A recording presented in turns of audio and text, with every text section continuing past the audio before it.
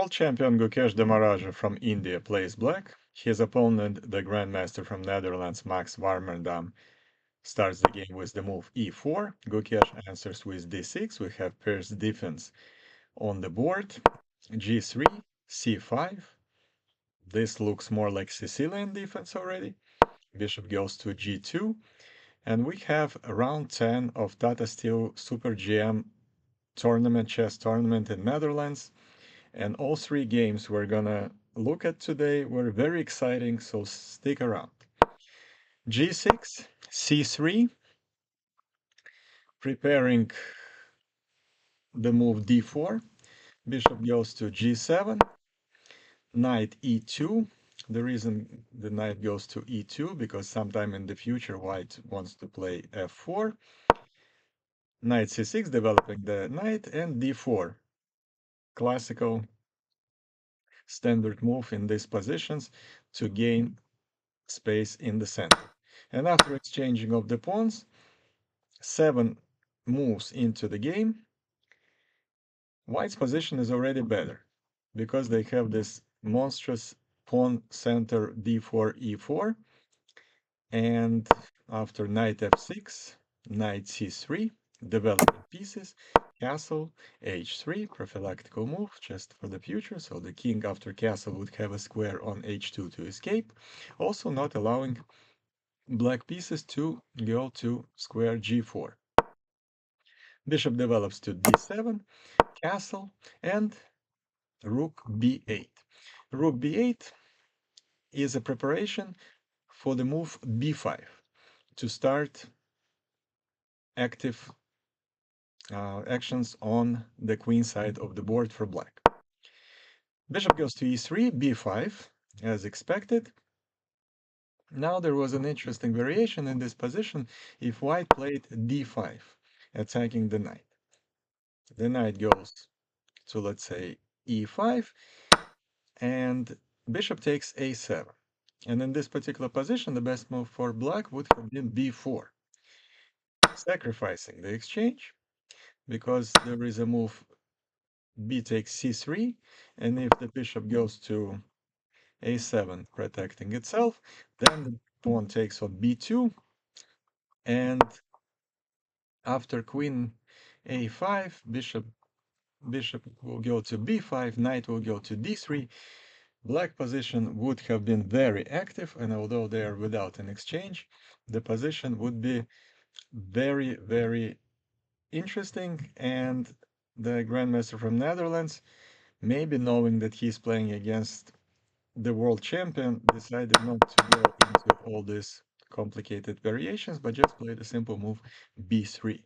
After b3, b4 attacking the knight goes to the side of the board to a4, with the idea to eventually get to the square, much better square c4. Black goes e6, and knight continue with their plan to transfer the knight to c4. a5, again expanding on the queen side for black, and a4, blocking that expansion. Black takes en passant, and Max Warmerdam takes with the rook on a3, and Gukesh continues with putting his knight on a nice square on b4. This position, according to the computers, is considered better for white, again, mostly because of the better center, and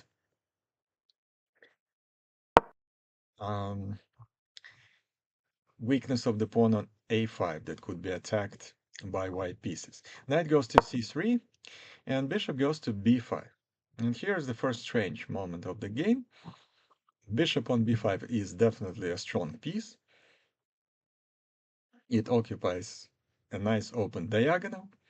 And here, the most logical move would have been just to take that knight on b5 with the knight. For some reason, white didn't do it and just played rook e1, protecting the rook.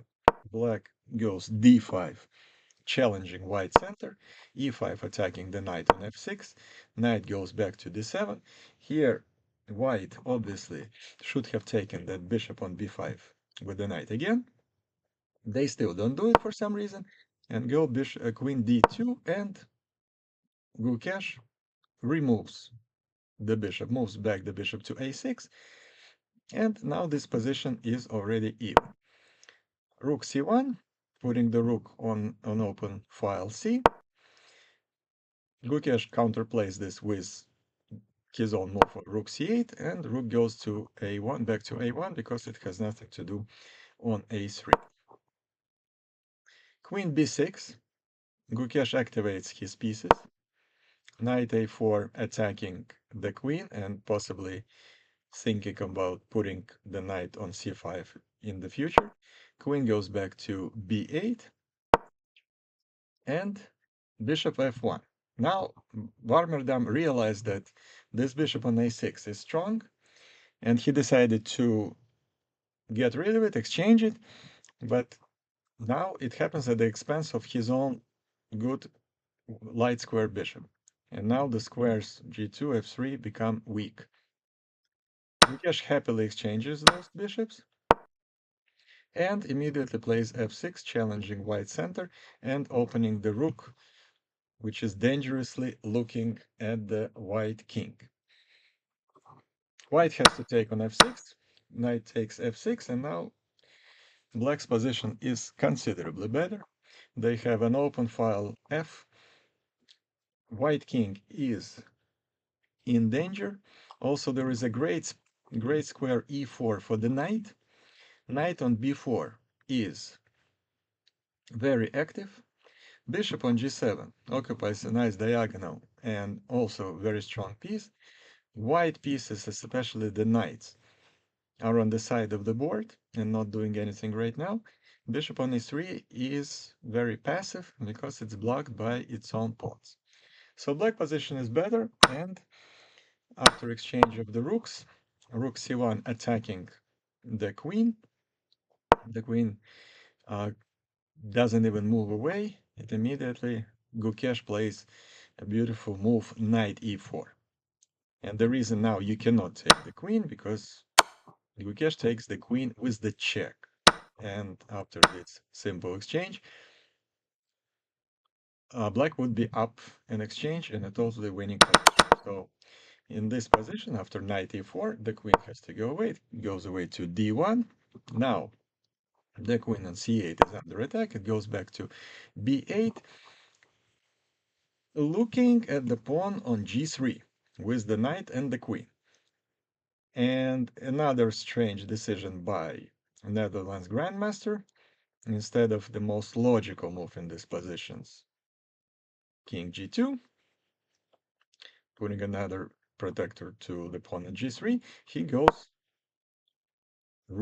king g1, and immediately is getting attacked by the move knight take g3. Brilliant move, easy to find on any level, but especially for a grandmaster.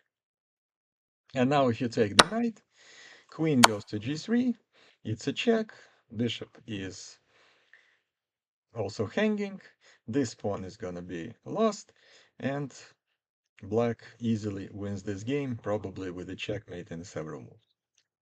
Now, therefore, white didn't take the knight, they played knight c5, activating a passive knight to a much better square on c5, and black just goes back with the knight to f5. Queen g4, activating the queen. Now the pawn on e6 is under attack. Now if white took the pawn here, then knight simply takes e3, and after f takes e3, queen again gets to a very dangerous square on g3, and white is gonna get checkmated soon. So cannot take the pawn on e6 after queen g4, queen e8, now protecting the pawn on e6 because the queen on g4 was already protecting the square on g3 for the future variations.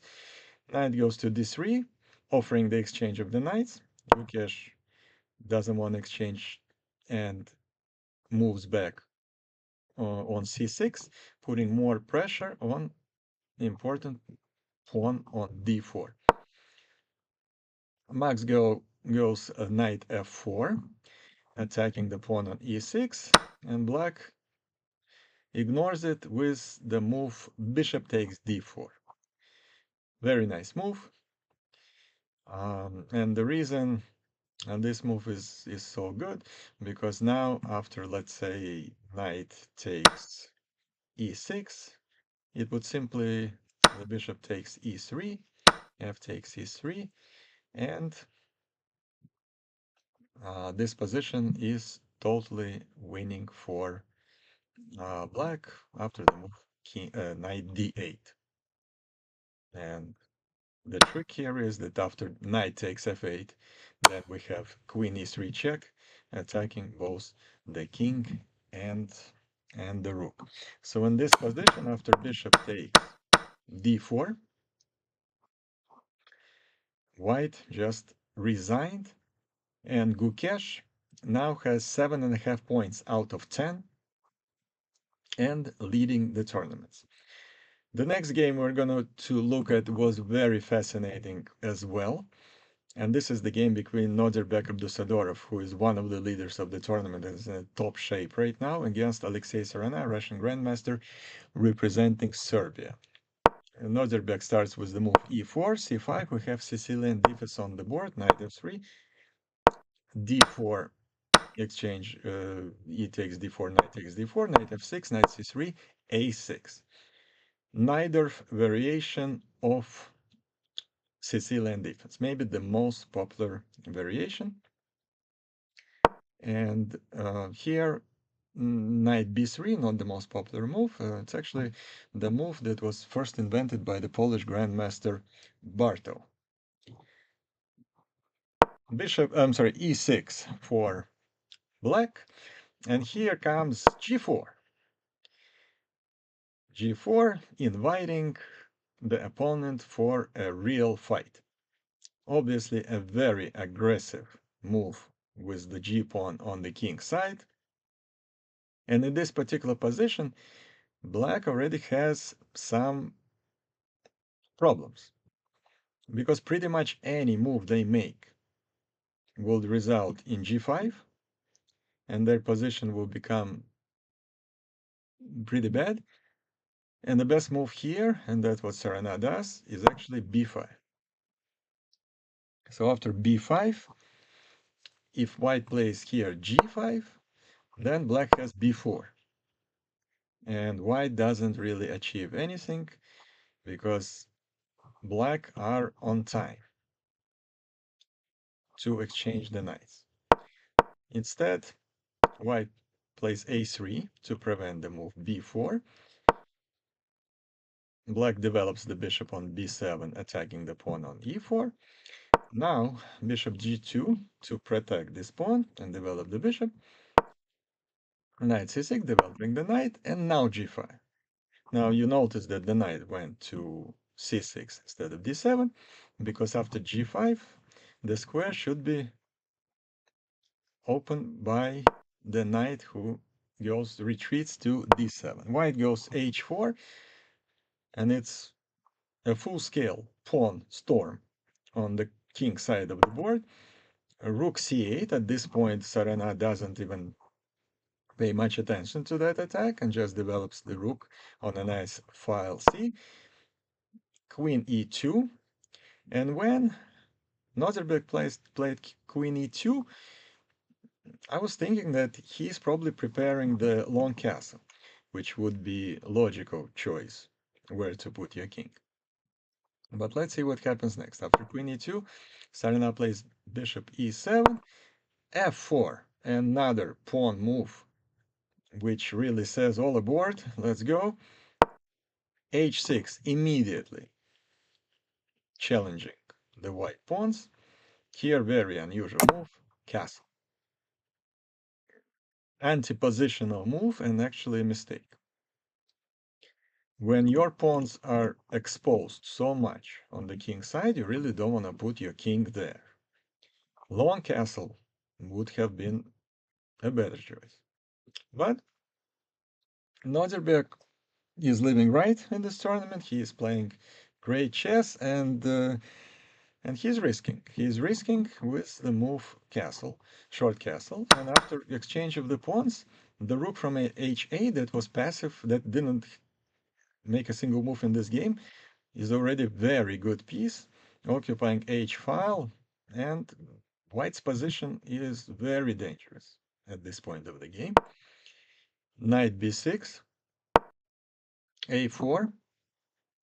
White is playing on both sides of the board, trying to challenge the pawn on b5. Logical move would be b4 probably, but knight c4, and now you cannot take the pawn on b5 because there is queen b6.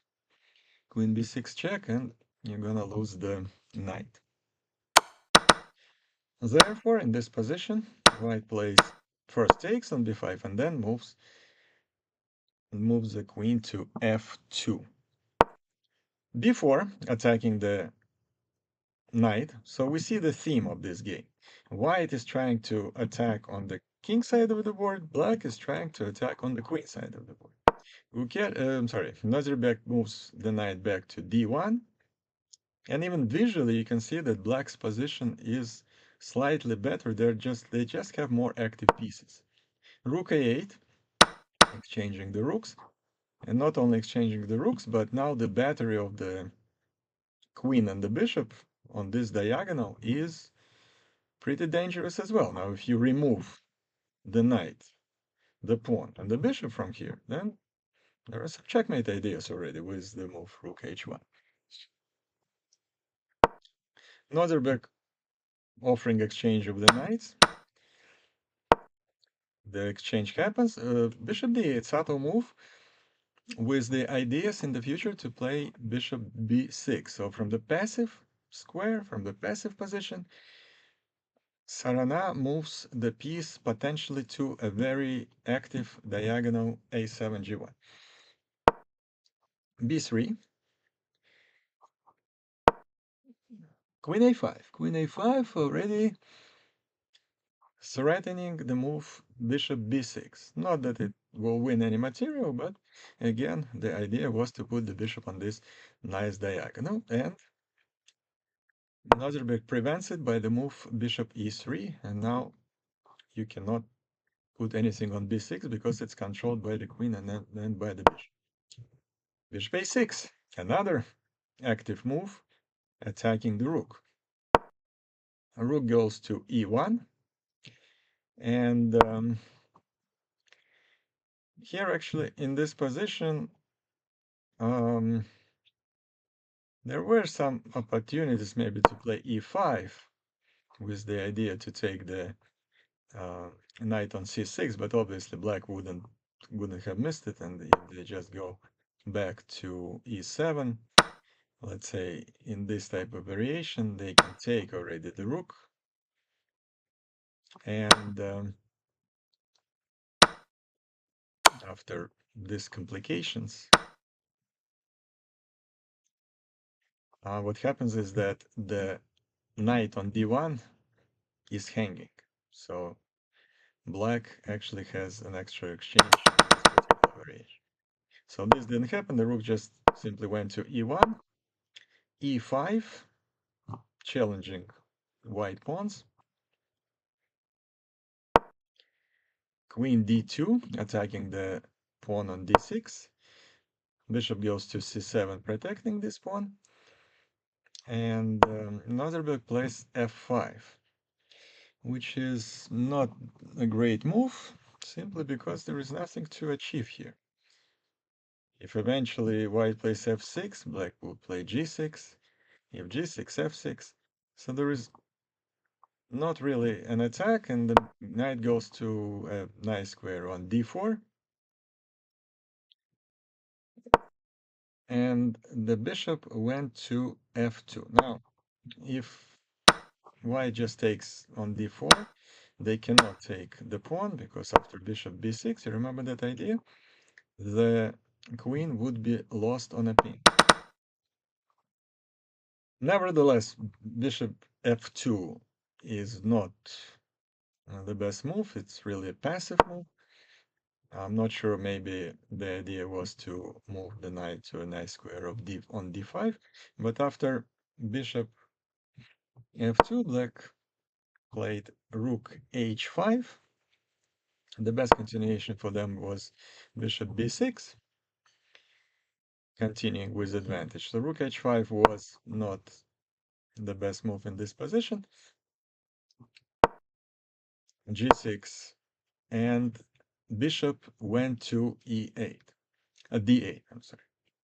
So bishop went to d8. I mean, more logical would be just to exchange the pawns here, but black decided to play bishop d8 to move the bishop to the king side of the board. Kind of makes sense. Exchange of pawns, and knight went to d3. As we remember, the idea was to put it on the great square on d5. Here comes the move that black will regret, bishop g5. Now, if you look at this position, white has two bishops on f2 and g2. Which bishop is better? Definitely the bishop on f2, the dark square bishop, because bishop on g2 is kind of blocked by its own pawns on the same color, light squared colors, e4 and f5. So the best idea for black would have been to exchange this good bishop on f2. And it was easily done by moving the bishop to h4. But instead, the move bishop g5 really doesn't accomplish anything. It pins the knight, which looks nice, but after the next move by Noderbeck, queen d1, not only Noderbeck unpins the queen, but also does it with the tempo, attacking the rook on h5. So the rook has to go back to h8. White plays queen g4, putting the queen in a very active square on g4, attacking the bishop on g5, and in two moves, the position from being better for black is already better for white. Queen d8, protecting the bishop g5. Knight goes to d5 square, where it was planning to go all along. Rook h6, another not so sharp move, because after bishop takes d4 and he takes d4, white's position was already much better. The best continuation here was rook a1, attacking the bishop on a6, and putting the rook on a7 on the 7th rank, with a lot of threats along that rank. Instead, Uzbekistan Grandmaster played e5, which is also not a bad idea, to open the file for the rook, because black king is obviously very weak in the middle of the board. Exchange of pawns. Rook takes e5, queen d6, attacking the rook, and queen takes d4. So we see the position where white has an extra pawn, but black has two very nice bishops. Now here we need to mention that both players had time pressure, especially black. So in this position, knight f6 looks like a winning move, because what were you going to do with this rook, which is pinned? I'm not sure if Sarana didn't see the response. And the response is queen a7 check.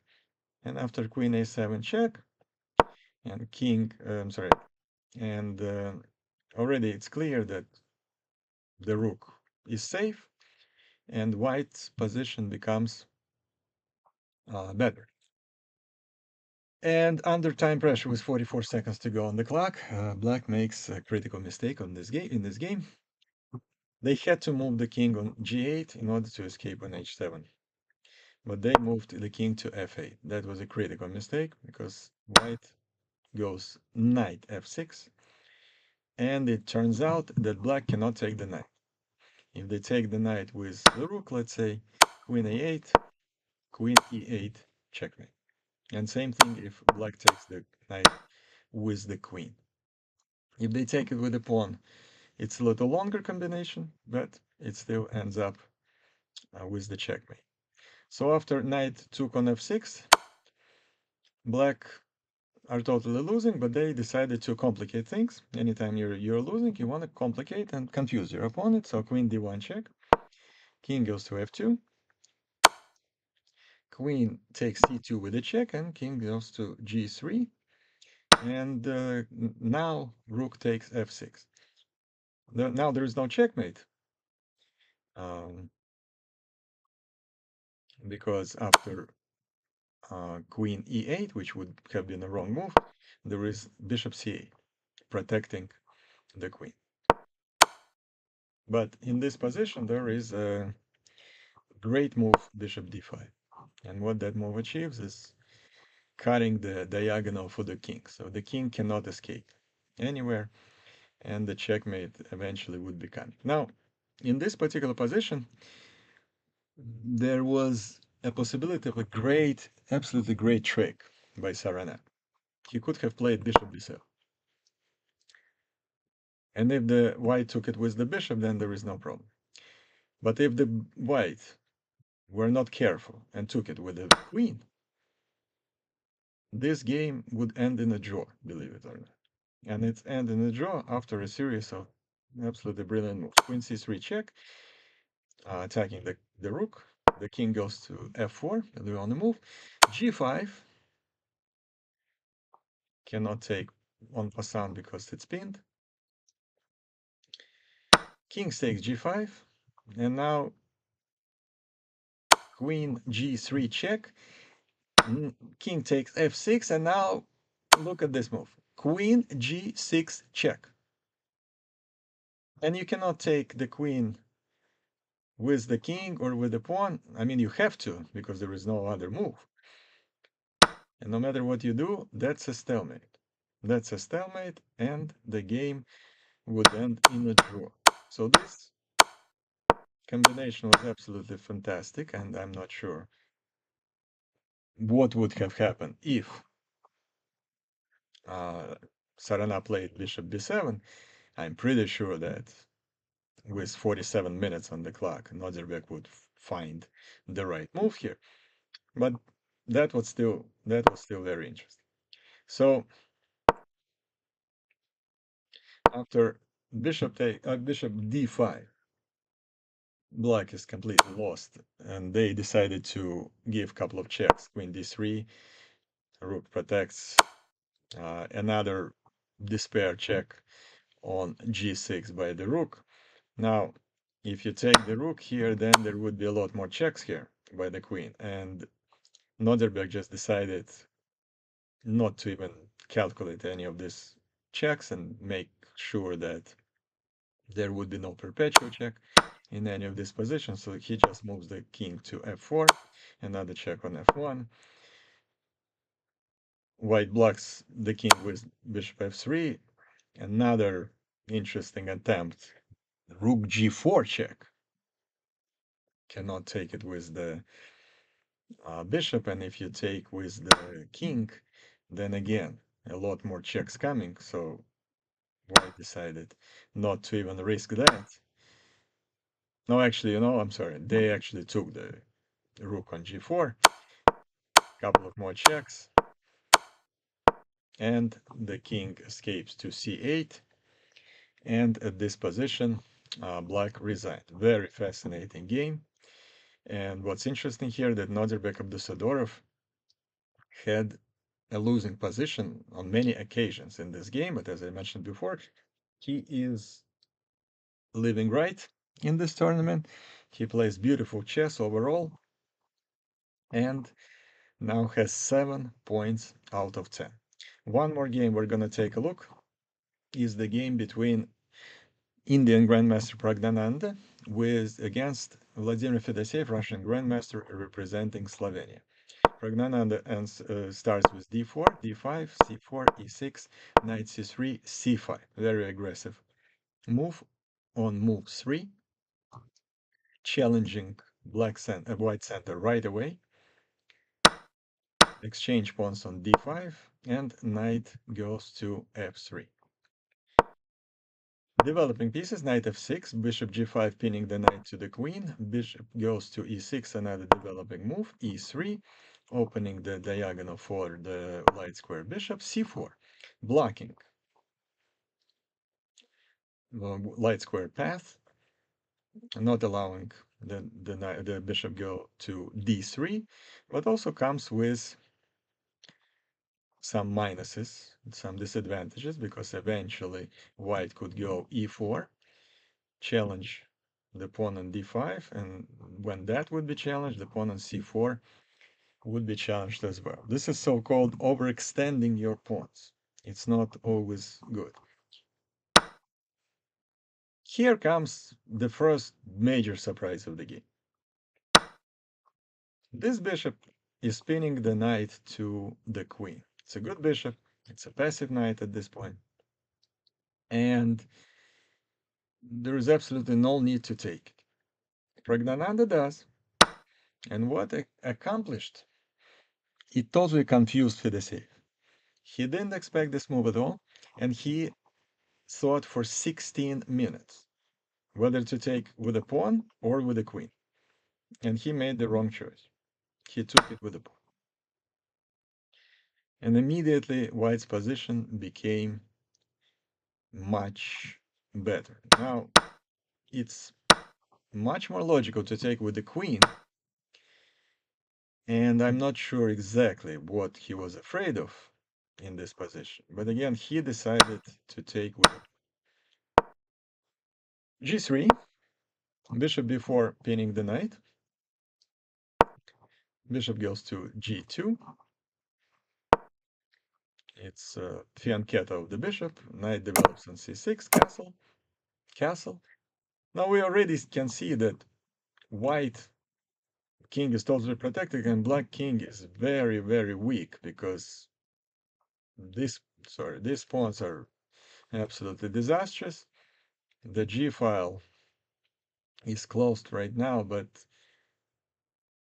this looks very dangerous for the black already. Knight goes to e2, it goes back. Was not necessary to make this move, but it makes sense to move the knight to f4. Black put the rook on the open file c, and knight h4. Knight h4 with ideas in the future to play queen h5 and create checkmating ideas on the black king. Black goes king h8, prophylactically moving the king away from g file ahead of time. a3 attacking the bishop. Bishop goes back. As we can see, all black pieces are moving back, and white is starting attacking the center with the move e4. Black ignore it and put the rook on g file. Rook e1, bishop f8. This is already preparation for defense. On the king side, queen goes to c2, and black starts some counterplay on the queen side with the move b5. Rook d1, and knight goes to e7, so there are some maneuvering of the pieces happening in the last 3-4 moves. Knight goes to c3, a6, protecting the pawn on d5, exchange the pawns on d5, putting the knight in a nice square d5, but also opening a nice square e4 for either the knight or the bishop. Bishop in this case is better, because look at this diagonal, and it turns out that the pawn on h7 is very difficult to protect. h6 is not a very good move for black in this position, so black Fedosseev gives up on the pawn h7 and create some counterplay with the move knight f4. You cannot take the knight because the pawn is pinned. But the move doesn't really accomplish much. White just takes the pawn on h7, attacking the rook. The rook moves to g5. And the bishop simply goes back. Queen d7, trying to create something on white squares, light squares near the white king. King's prophylactically going away to h1. Rook h5. Now, king went to h1, and now actually the knight on f4 is already under attack because the pin is not working anymore on the pawn on g3. Rook h5, interesting idea, because now if you take the knight on f4, rook h4, and black position is fine. So white plays bishop f3 attacking the rook, and the rook goes back to h6, and d5. d5, expanding advantage in the center of the board, attacking the bishop on e6. The bishop goes to h3, which, by the way, is the only square it can go without getting lost. There is also square on g4, but if the bishop went to g4, then after bishop takes g4, queen takes g4, f3, important move. Queen goes to d7 and knight f5. White has very big advantage attacking the rook and the knight. At the same time, so let's come back. Bishop went to h3. White bishop goes to, again, a very important diagonal. Rook h5, knight e2. Knight e2, because Pragnanandhaa decided that I'm a little tired of staring at this knight on f4. Let's exchange it. And the exchange happened, and the queen now attacks the rook on h5. So the rook went to e5, which is pretty good spot for the rook, pinning the white light squared bishop.